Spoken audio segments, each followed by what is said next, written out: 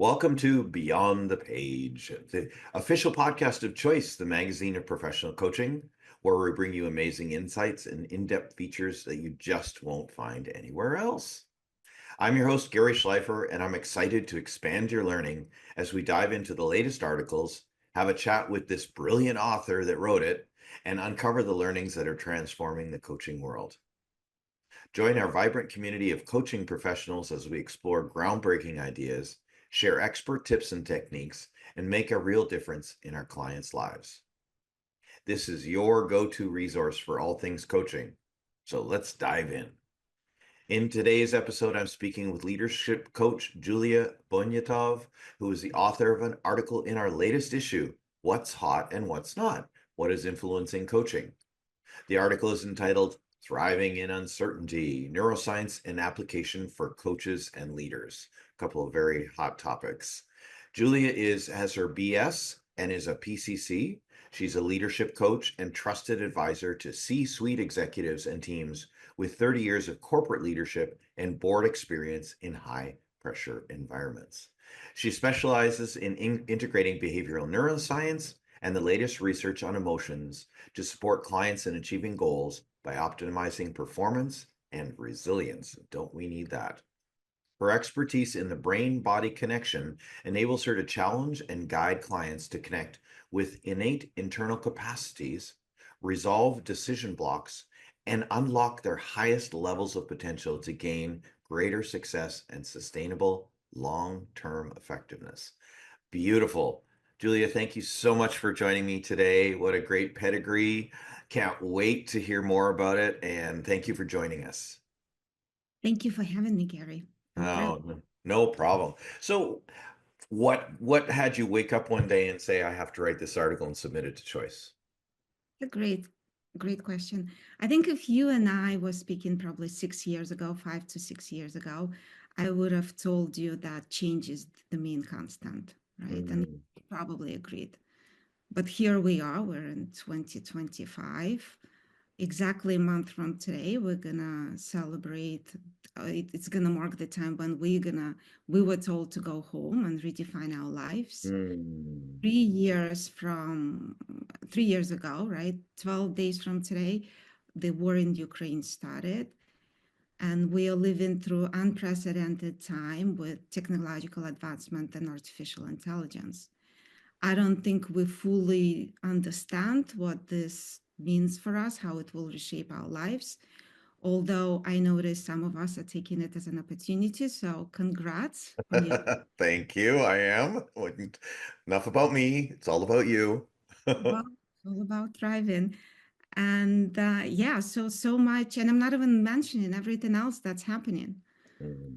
Yeah. So while we will agree that change remains the main constant, we probably could say with certainty that uncertainty has become our norm.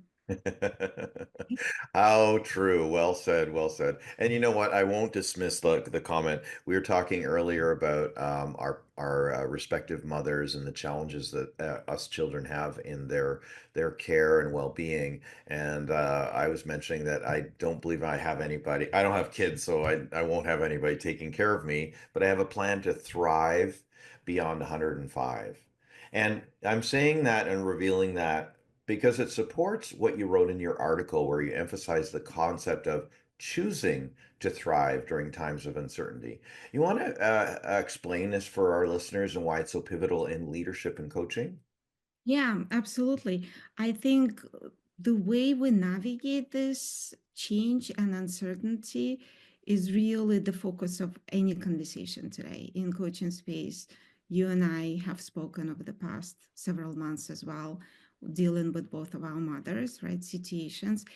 And for me, the next question would be, what do we know about the brain today that could teach us how we could optimize our performance at the best level, right? For a very long time, I will probably like to stress 3 points.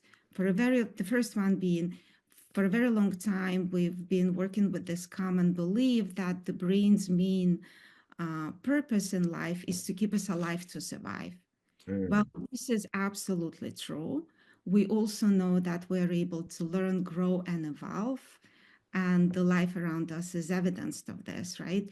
Hence, the brain not only there just to keep us alive to survive, but also to evolve and thrive. This entire concept of neuroplasticity, right? The brain's ability to change as a function of experience. And now we also know awareness as well, which is so essential in coaching, the first stage in coaching, where we help the client establish awareness and reshape their experience, reshaping the brain, how it's able to change and change not only physically, but also behaviors that follow, right? So the concept of neuroplasticity and also some concepts about the brain that I explore in the article, that it's not a reactive organ, it's a predictive organ. It's one of the most complex and sophisticated organs that we have.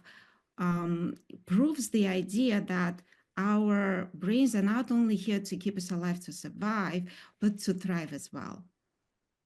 That's And interesting you say that. That kind of confuses me. I need you to tell me more. It's not reactive, and yet we talk about fight, flight, and uh, fear, right? And so why is that not reactive? yeah, and that could be the first response, right? We have the brain is connected to the body with the nervous system. So Mhm. we have two states, the stress response and the peace response. So we could say that in the parameters become uncertain, we shift into that stress response or anxious response. However, what's also available to us is that peace response, relaxed physiological state, what I also unfold in the article, which was for me, as someone who had achieved a lot in the corporate arena.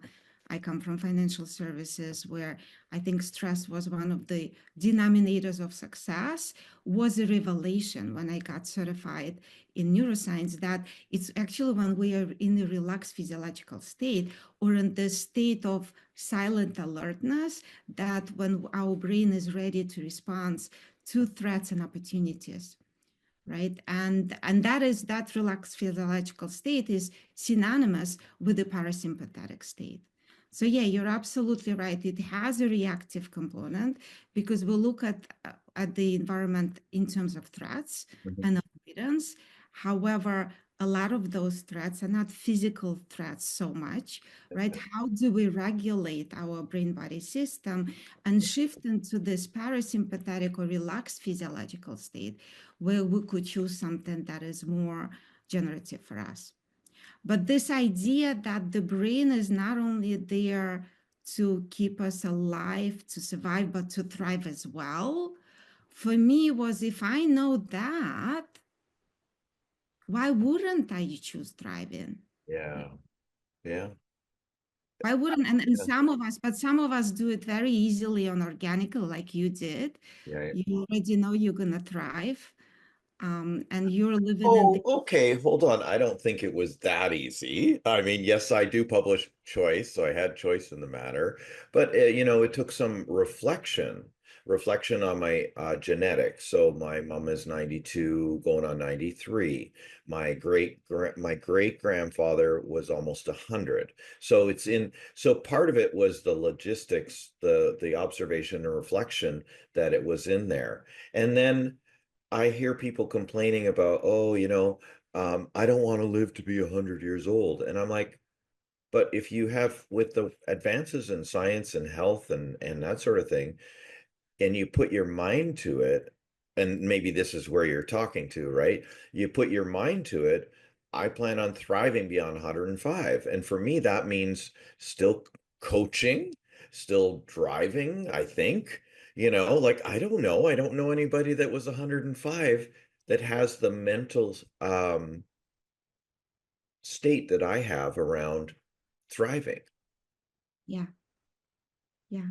And what you're highlighting is this compelling pool of an energy, right? This definition of thriving. So I Right. think for those of us who don't have that pool, it's easy to say, why would I? Mm, And that's also was part of the research, and that's where I think Richard Boyatzis, that we know very well, mm, his research was pivotal, right? When he wrote about positive emotional attractors, and what do we do in coaching, that we're focusing on the future self, the vision, right? And the vision, and that's why this choosing to thrive creates that vision of that I could thrive. The question becomes, what does it mean to thrive? What Right. really of thriving entails, right? And how do, when conditions are severely uncertain, how do we actually manage our energy and create that process and rearrange what we know and create new conditions, new capacities for our brain body system to evolve and to enjoy the process in the environment, right? So that is, I think, that is what, in a way, that we're there as coaches to do, right? I have a lot of executive coaching clients that come to me with the cognitively wired, right, transactional context. And I always bring that concept. What would it take you for you to enjoy being at work? What does it mean for you to thrive at work? And it shifts the conversation immediately because language is so essential. The brain is always listening. So if we're talking about transactional things, it's going to be transactional. But if we elevate the conversation to that capacity, we know that the brain is able to thrive. And if the client is in a good situation with you, that you have a trust in the system, they're able to see that, oh yeah, there could be an opportunity for me to define what thriving is, right? So Yeah. the first one is recognizing the brain is there for us, not to just to stay alive. Hence, I don't want to, why would I live till 105, right? Why would I be in that survival mode? But to thrive. Oh, I want to thrive. I'm going to thrive at 105. Yeah. And the second one is why it's your magazine who published my work. You need to choose thriving, right? Like the father of the, and I call him the father, not the grandfather, the father of neuroplasticity, Michael Merzenich, right? In 1970s, he wanted to prove that the concept of neuroplasticity was identified in the early 1900s. Italian researchers said the brain is plastic. So Michael Merzenich said, I'm gonna, like any science discovery, he said, I'm gonna prove that the brain is actually fixed. And as a result of his work, he proved the opposite, right? That the brain is able to change. But he said it beautifully, and I don't want to quote him directly, but he said something that we have a choice to choose and make our life more interesting any moment in life. How beautiful is that, right? I know, right? I wish we would remember that every day when we wake up and every day night before we go to bed. So choice is essential. Choice is absolutely essential. I also studied Jeffrey Schwartz because he's done a lot of research in mindfulness space. He's Mhm. a psychiatrist and also a neuroscientist. And he developed this term, I don't know if you know about it, self-directed neuroplasticity. So that just think about it, self-directed neuroplasticity, that if we have enough awareness, we know what we truly value in life, we know what's important to us, we could create compelling vision, and then we could choose the right action Mhm. and reshape our brains, hence reshape our lives. Well, that one I didn't put two and two together to know that I have I can have some control or influence over my neuroplasticity. Thank you for reminding us of that. Yeah, and yeah, and I think the last one is, if we do that, and we know in the current environment the change is so relentless, Mhm. how do we navigate this, right? It's like, because what we need, and I practice that and I preach that, what we need is enough energy, right? So energy, I always talk about energy. uh, do we have enough energy in our brain body system to be in a goal directed state when we're innovating, right? What is thriving? Thriving is seeing this works, that stays, this no longer works, I need to parse that. And then the third stage, and in between the second and third stage, you creating new possibilities and you creating new capacities. And within that space, what we have these epiphanies and aha moments. For all of that, we need enough energy in the system. So in a reactive state, the energy is depleted because we're always running around away from the edge. Yeah. Doesn't exist. So which states give us enough energy to be in that goal-directed state and achieve what we want to achieve, define what we want to achieve, right? What does thriving look for us when things are completely uncertain, and then also achieve that. And then, as I mentioned before, this relaxed physiological state, I was like, oh my God, I don't need to be stressed. I don't need to multitask. For a very long time, I thought if I multitask, I get a lot of stuff done. I actually need to be in the relaxed physiological state. And what conditions, right? What behaviors get us into relaxed physiological state? And those are, I think, all of us are familiar with the silver lining of the pandemic, that Mm. wellness behaviors, right? So finally, we're talking about the importance of sleep. And by the way, sleep is essential. We know for many reasons, but the most important that I want listeners to take away, the most complex problem solving happens during sleep. The brain is vastly unconscious, and we problem solve in the unconscious, and we'll probably come back to this thought, but it's just fascinating, right? Sleep is also where not only we are building new connections between the neurons, but we actually create new neurons for our mothers, right? For us as we grow older. We know it's so important for our vitality and the brain health. We don't want dementia, we don't want Alzheimer's. Exercise, we now know the importance of exercise. The neuroplasticity, the creation of the new synaptic connections between neurons, and mindfulness is essential, absolutely essential, and nutrition, right? In the article, I unfold mindfulness a little bit, and I'm in a lot of and many coaching spaces, and a lot of people say, no, meditation is so hard for my clients. And my clients, I never tell my clients, I don't do that. I say something different. I say that what if you notice what you are engaged in and try to enjoy it fully and be embedded in that process? So that is the process of mindfulness. Neurozone, which I'm trained in, used a different word, which I really appreciate. Not a lot of people use that phrase, is silencing the mind.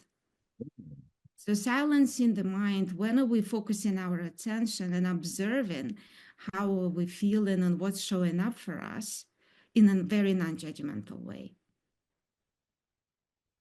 That's And how often do we do that, right? And the longer we do that, the more it becomes a trait.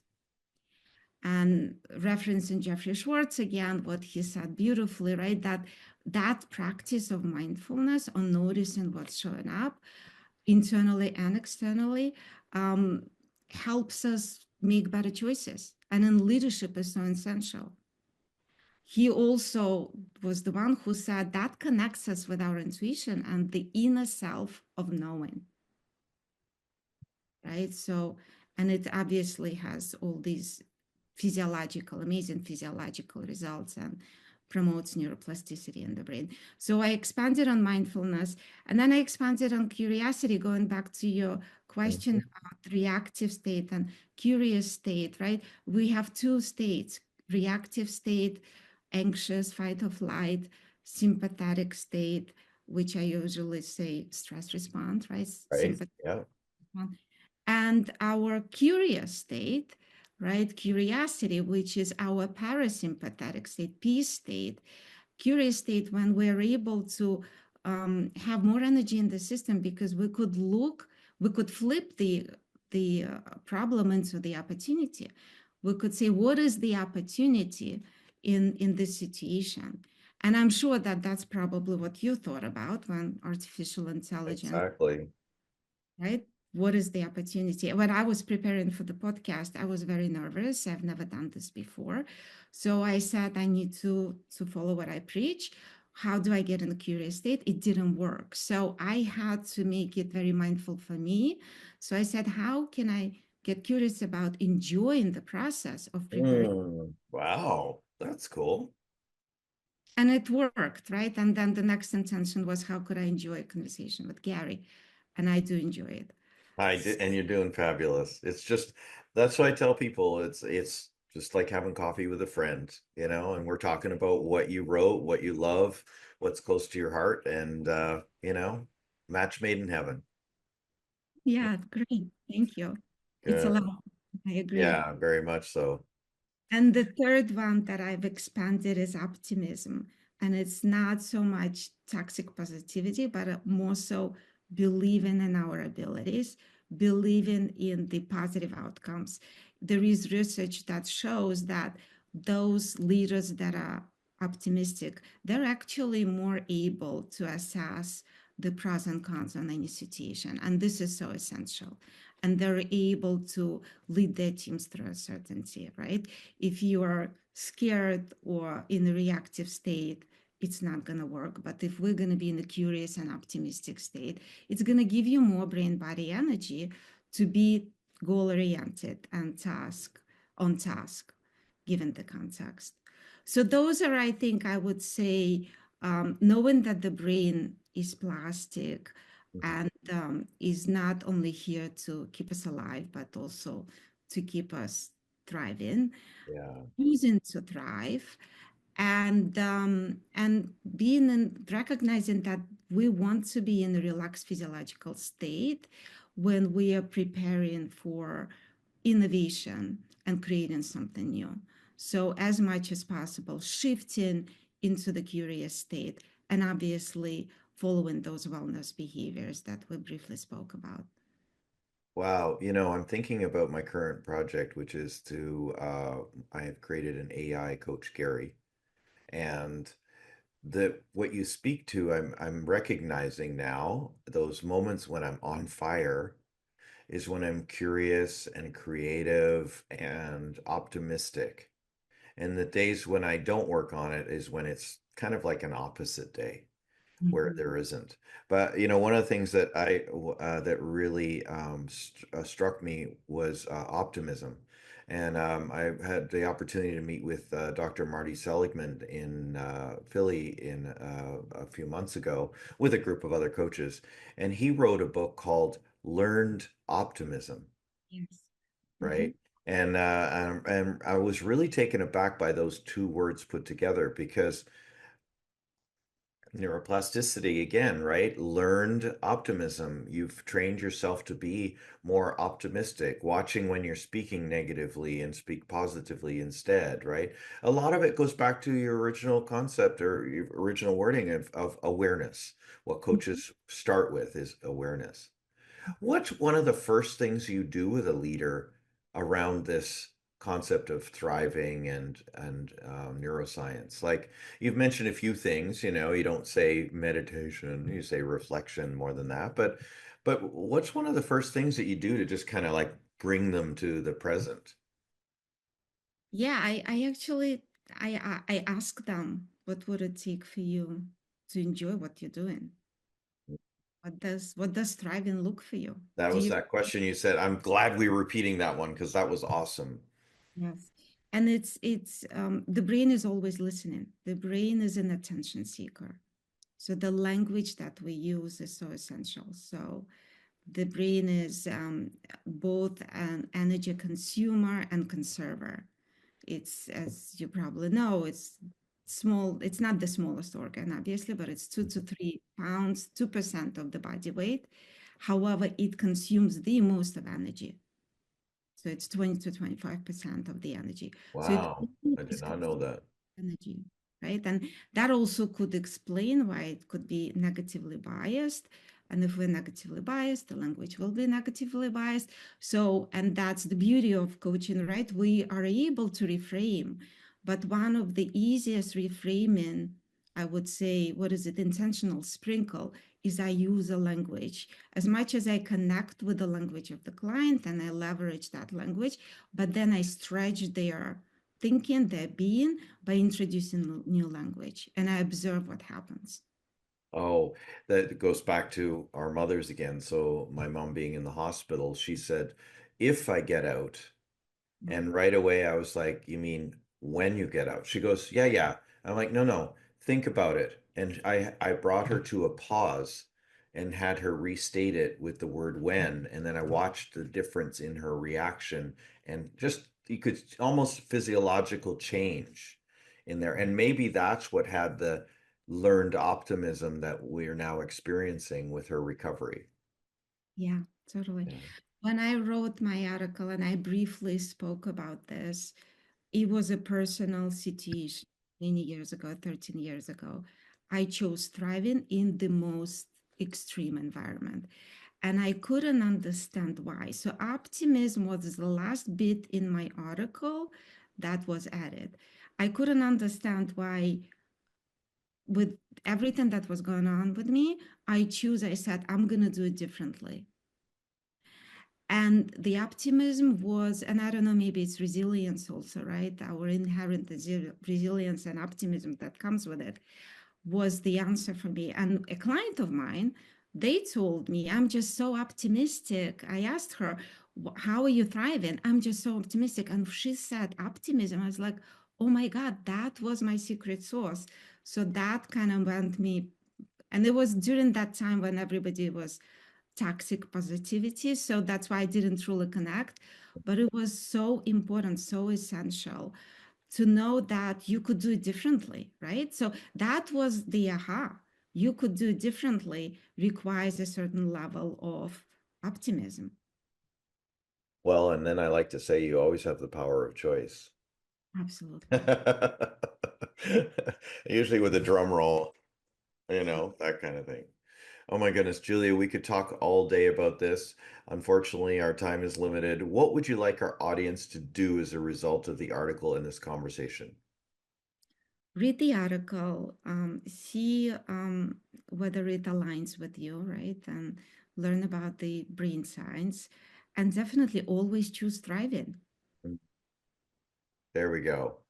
You got the thrive, I got the choice. Choose thriving. Gary and Julia coming right Absolutely. at you. That's amazing. Thank you so much. Julia, what's the best ways for people to reach you if they have any additional questions or Yes, thank you, Gary. I'm on LinkedIn, and I have a website, Samaya Coaching, so you could find me there. and what's the name of your website? Samaya Coaching, Samaya, you want to spell that, please? SIRMIO Coaching. Samaya Samaya. is from Monterey in Italy. Oh, well, there we go. The world traveler. Well, again, thank you so much for joining us for this Beyond the Page episode. It was brilliant. It's so great to hear someone that has the uh, like-mindedness and the background to tell me why I think and act the way I do, and that for me, I'm on the right path. So thank you.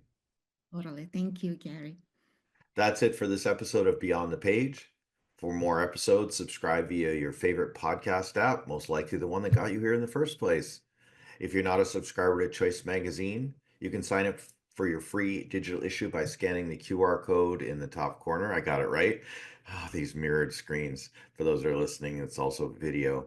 Or if you're not watching, you can go to choice-online.com and click the sign up now button. I'm Gary Schleifer. Enjoy the journey of mastery. Thanks again, Julia. Thank you.